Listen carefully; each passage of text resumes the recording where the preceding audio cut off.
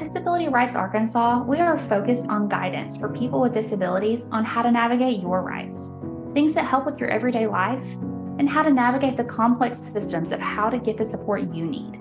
In this podcast, we bring that information directly to you, the listener, on things like accessibility questions, career and care, and even the nuances of love life with a disability. Today, we are talking about changing mindsets and allowing everyone the opportunity to succeed or even fail. I'm your host, Lainey Jennings Hall. In this episode, I'm joined by powerhouse self-advocates Sarah Carmany and Mike Thornton, as well as Executive Director of Disability Rights Arkansas, Tom Masseau. Sarah Carmany is a self-advocate of Michigan, a SABE board member, a Youth Ambassador Program trainer. Mike Thornton is a self-advocate and Youth Ambassador Program trainer. But Tom, we're going to kick it off today with you talking about the big picture. So what is guardianship? Yeah, thanks, Lainey. So guardianship means obtaining the legal authority to make decisions for another person. So essentially, it's a legal process that's used when a person can no longer make or communicate safe or sound decisions. And it's done through the court process. Your family member, your friend, or whomever it may be will petition the court to take all of your rights away because they fear that you cannot make the decisions for yourself. And then the court will make that determination, and then that person will become your guardian. And it impacts an individual's rights to essentially live their life. It takes away their right to decide where to live, to have, whether or not they can obtain a driver's license, to have their own money, to choose their friends, their religion, whether or not they want to work. And especially here in Arkansas, it takes away your right to vote. So when somebody obtains guardianship over another individual, their right to independence is essentially lost. So it is a huge barrier for people who want to live their life and make their own decisions for themselves. There are multiple alternatives that individuals can look at with regards to guardianship. So guardianship is not the be-all, end-all. There are alternatives such as a durable power of attorney, a psychiatric advance directive, and a psychiatric advance directive allows you to appoint someone to communicate your treatment decisions if you're unable to make those decisions. There's also representative payees, someone to assist you in managing your finances. And the one that we want to talk about today is supported decision-making, where supported decision-making is an agreement that you bring people into to help you make those decisions. You weigh your pros and cons, and you as the individual ultimately make those decisions, and you have a circle of supporters around you that if those decisions that you make do not pan out, you have a fallback that they can assist you in looking at other decisions. So what I'm hearing, these are a lot of rights that are essentially removed from an individual. How do those conversations get started with the individual to just say, hey, how does this start of, we're going to put you under this guardianship, we're going to put an individual under a guardianship. How does that all begin? So what we're seeing here is that when an individual is going through the school system, so essentially, when someone turns 18, we're seeing that a lot of parents and educators are actually encouraging parents to go to court to obtain that guardianship for fear of losing control or losing a way to communicate with their loved one. So the individual or the family member will go to court thinking they're doing the right thing because they want to stay involved in their loved one's life. But essentially what they're doing is they're stripping that individual of all their independence and their rights and not allowing that individual to make those choices that, you and I and everybody else can make those decisions. And if we make the wrong decision, it's all part of life. That's what we do. So you're actually taking that right away for somebody to fail and make the wrong decision and learn from it to move on. That fear of failure that everyone has the right to do. That's crazy to me. Sarah, I want to throw it to you. I know you have some unique experience here.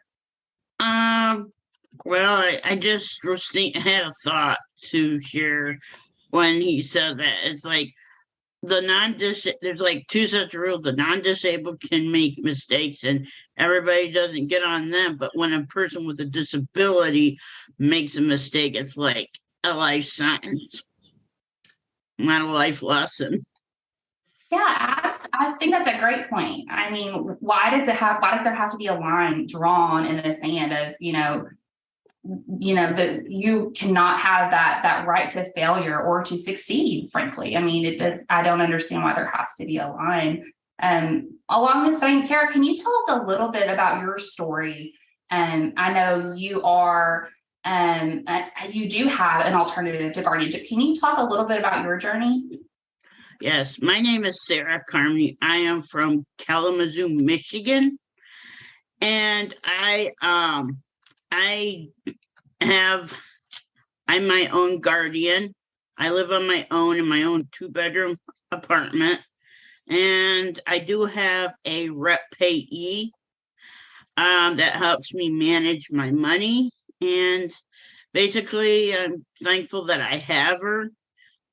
Because she does help me budget out how much I'm going to spend on food and how much I'm going to spend for other things too.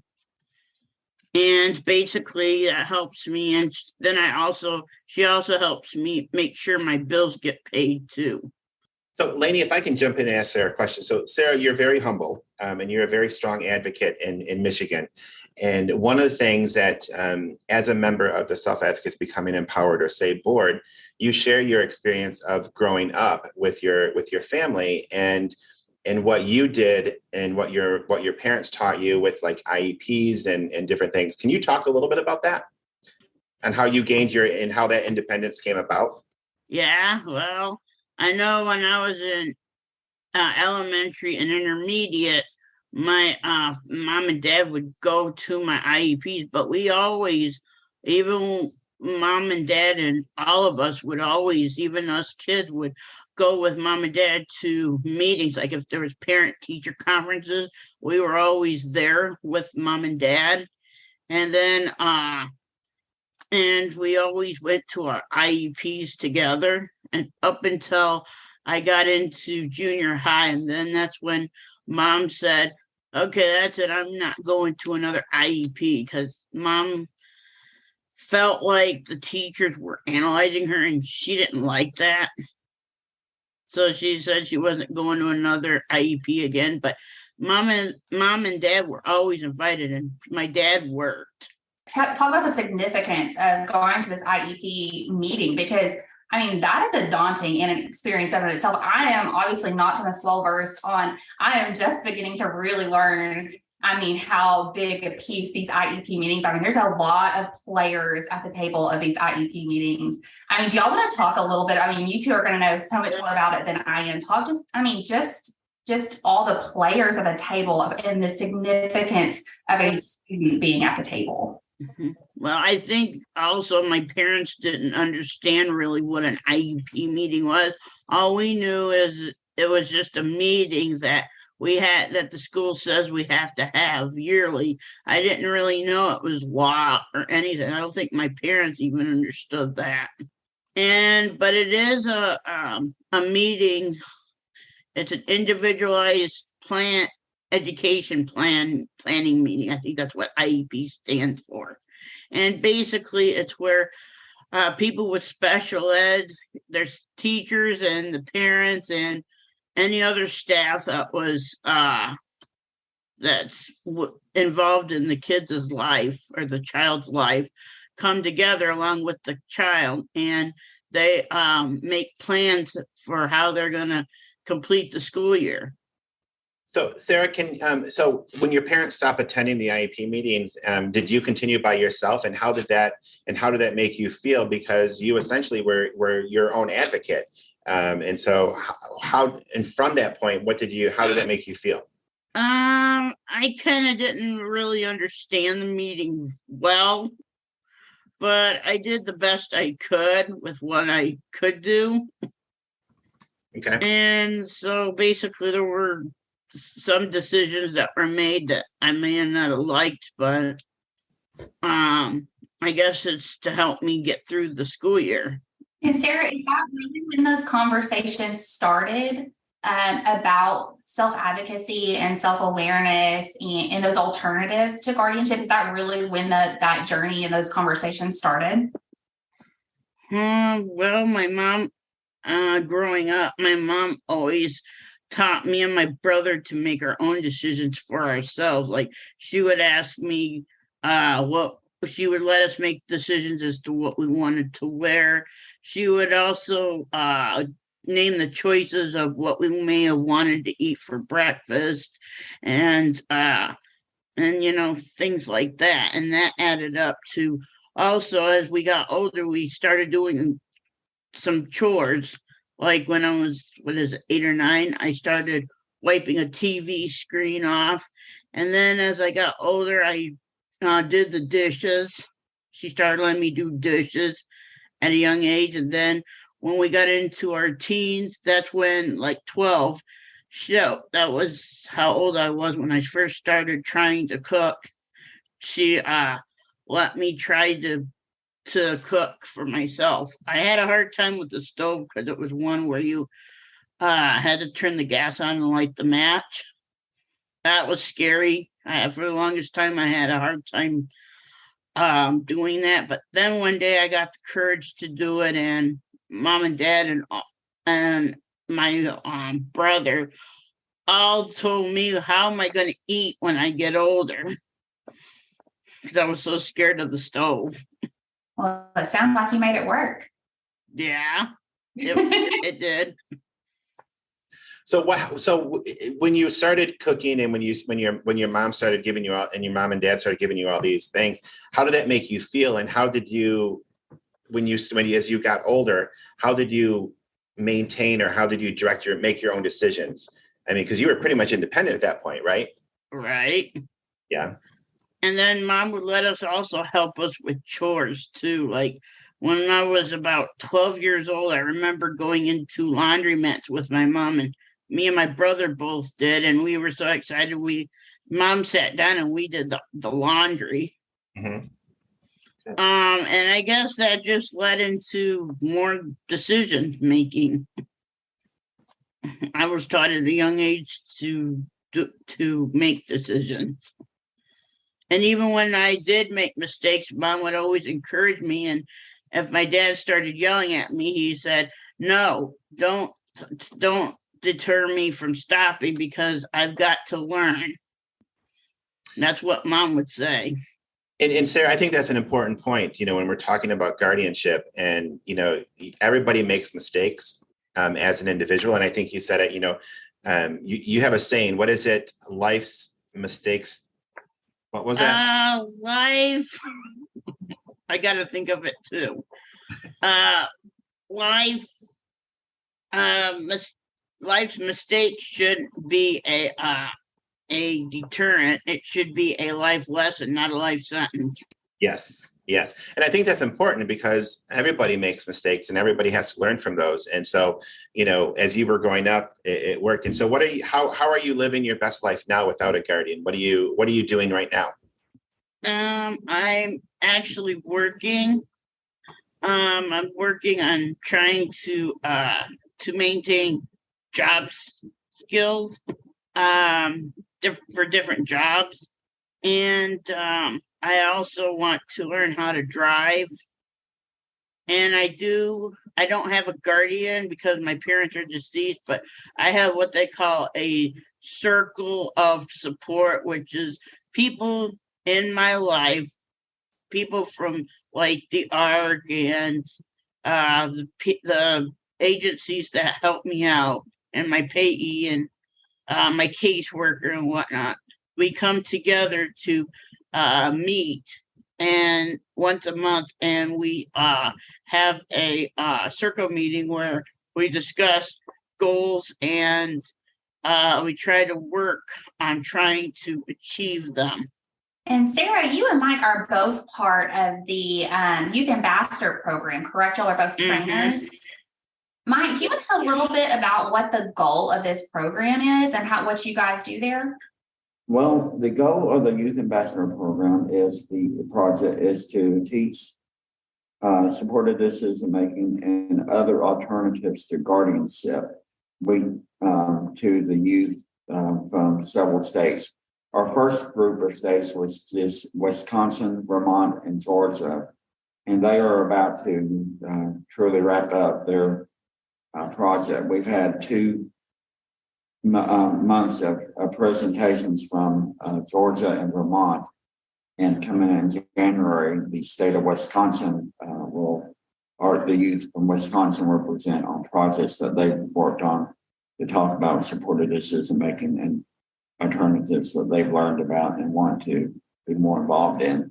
Our second group of states started several months ago, and they're into the monthly check-ins, and that's Oregon, New Jersey, South Carolina, Indiana, and Michigan, and they are just now beginning on a 12-month cycle of presentation of learning more and about what they've learned throughout the 12 weeks. We were doing it 16 for the first group, and we cut it down to 12. They're learning more, and then after 12 months, they will start presenting on their projects, and we will have 5 months of presentations by each of those states. That's what they learn about the differences between supported decision making and guardianship and other alternatives, such as what Tom mentioned earlier, rep payees, and several others. My mind is slipping me right now. So, well, I think that's a really good point that you make, that guardianship is different in different states, and every state is working towards different goals. How are the other states working to change the mindset from guardianship to these other alternatives? I know this is the goal of this program. How are these other states working to change this mindset? Well, some of them already have alternatives to it, and some are working to talk to their states and to talk about putting supported decision in place or alternatives that are, that don't put someone under total guardianship. Because if they don't, sometimes it's like all or nothing. And if they don't have their alternatives, it's important for people to be able to make choices, because we all learn from making choices, and that's what they're working on. The youth have worked on doing projects so that they can present to others in their state. One of them have done a book talking about their life and what choices they made.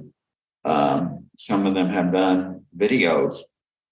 Youth from Georgia, Derek, he does drawings, like meeting facilitation drawings that talk about what's going on. So he can use those drawings to talk about what guardianship, what supported decision making is, and things. So I got to meet him a few weeks ago at a conference, and he spoke about himself, him and another youth from Georgia On Guard that talked about how they're using things to also help in making a business of tea. So that's a little bit of how they're using their projects and things to reach out to their states. Yeah, sorry, Mike. So one of the things that I find interesting is that, all of these other states, and Sarah, you being from Michigan, and Mike, you being a trainer for youth across the country and trying to get alternatives to guardianship to allow people to maintain their rights and make their own decisions.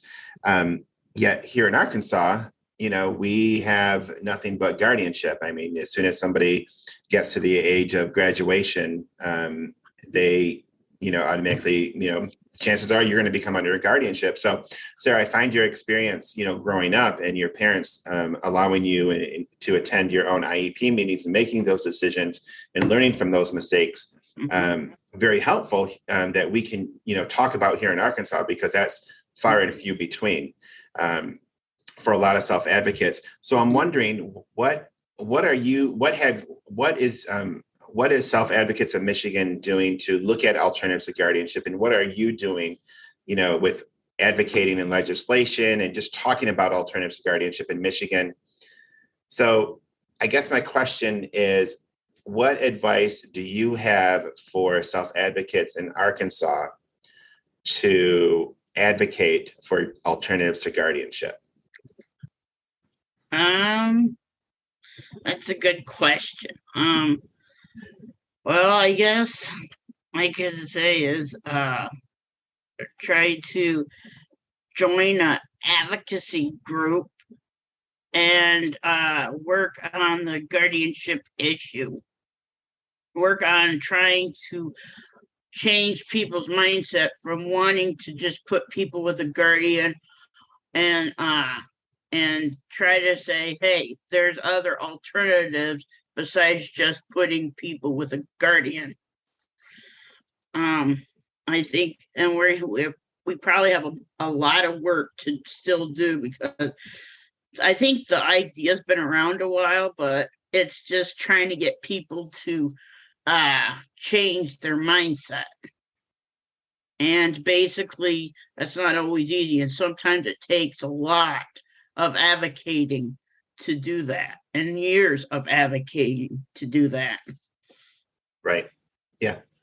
Can I add something there? There's a lot of misunderstanding too on what supported decision making is and is not. So I think a lot of it has to do with education on what supported decision making is. Yeah, I think you're right, Mike. And I think, Mike, same question for you. What advice do you have for, I know you're a strong self-advocate here in Arkansas. What advice do you have for self-advocates, or even, families going through this process, or maybe you're wanting to talk to some legislators. What advice do you have? Well, my advice would be, first off, to research the difference between guardianship and alternatives to guardianship, supported decision making, or whatever, rep paying, or some other things, so that you can understand what it does and what it does not do. Also, allow your child to speak and learn from them what they would like, because they are the biggest person that should be the most important person in the room. And as Sarah has done, if you want to be in the room for an IEP, that's great, but take your child in the room with you so that they are the center of the room. And if they're able to communicate, let them communicate their needs and wants. Because that's something I had speech therapy as a child and everything, but I don't remember ever needing an IEP. But if I would have needed one, it would have been very important for me, now that I'm an adult, to know that I should have had a voice in it. I do think, that there needs to be more communication between people with disabilities as to the different here in Arkansas, as to what is important on self-advocacy and supportive decision making and making choices and being able to learn from one another, because we need to support one another too. That's one thing that supportive decision making is. Sometimes we support one another. Disability Rights Arkansas, this is definitely one of our points that we are hoping to work on with legislation this year. What can we do? What is Disability Rights working on? I'm going to kind of blend what Sarah's advice and Mike's advice together. Is I think we here in Arkansas need to change the culture, and we need to shift the conversation from one of complete control over somebody's life to one that allows an individual to make decisions. And I really like Sarah's quote, and we might use this going forward, that mistakes are a life lesson, not a life sentence. And I think that's important as we go forward, and to change the mindset of those people who think that just because an individual with a disability, that if you have a disability, you can't make any decisions whatsoever, that I need to have complete control over you. And I think that's, not the right attitude or right things that we need to be talking about. And so Disability Rights Arkansas, we're going to be pushing for alternatives to guardianship, one that puts the individual in control of their life with those circle of supporters around them. Similar to what Sarah was talking about, and she has a circle of friends and supporters around her where she meets monthly. I think that's something that we need to be talking about here in Arkansas, and getting rid of those myths that people think that if we open up and provide alternatives to guardianship for everybody is going to revolt and there's going to be chaos in the state of Arkansas.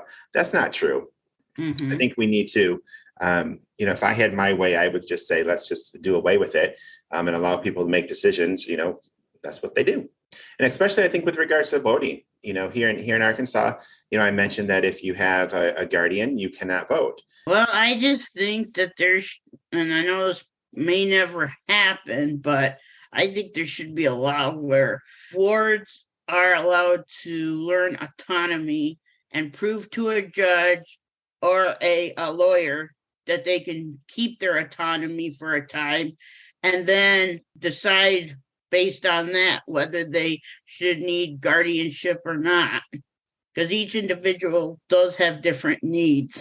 You're absolutely right, Sarah. And I think, everybody is an individual and everybody has their own needs. And, everybody should be able to explain, what they want in life and how they're going to get there.